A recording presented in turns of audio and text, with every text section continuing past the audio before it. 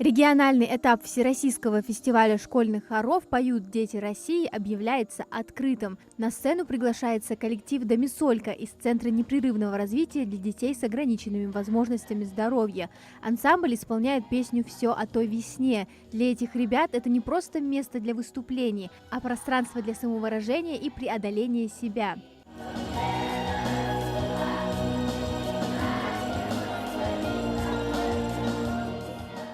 Каждый коллектив исполняет 3 разнохарактерных произведения, одно из которых – сочинение отечественного композитора, отражающее патриотические мотивы и традиционные семейные ценности. Следующий конкурсант – хоровой коллектив «Радуга» с песней «Если мы возьмемся за руки». Если станем мы добрее, если сможем мы друг друга слово понимать.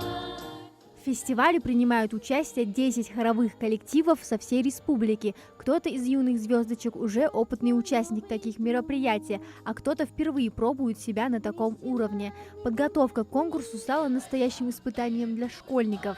Репетиции, переживания, но главное – огромная вера в себя и в свою команду. Многие уверены, что их усилия приведут к победе.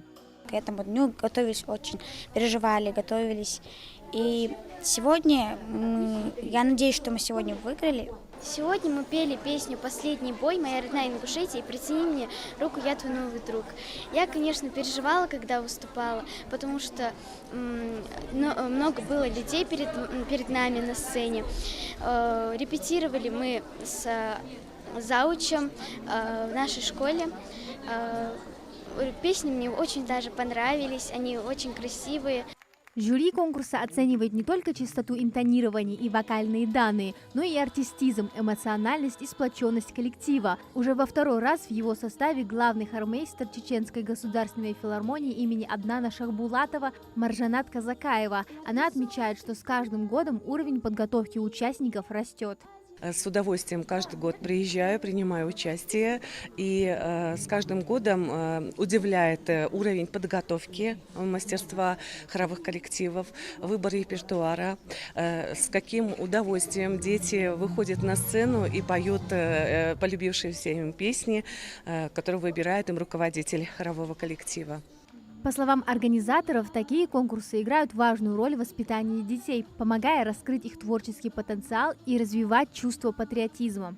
В любом случае, это эстетическое воспитание детей, чтобы как можно больше школ начали организовывать у себя хоровые коллективы, которые затем могут соревноваться на муниципальном этапе, на региональном и выходить на Россию, представлять нашу республику. Конкурсный марафон подошел к концу. Жюри подвели итоги регионального этапа фестиваля «Поют дети России». Лауреатами первой степени стали 2 общеобразовательных учреждения из Назрани. Это лицей и 3-я школа. Они допускаются к участию в федеральном этапе. Амина Зязикова, Хасан Евлоев, Магаз, 24.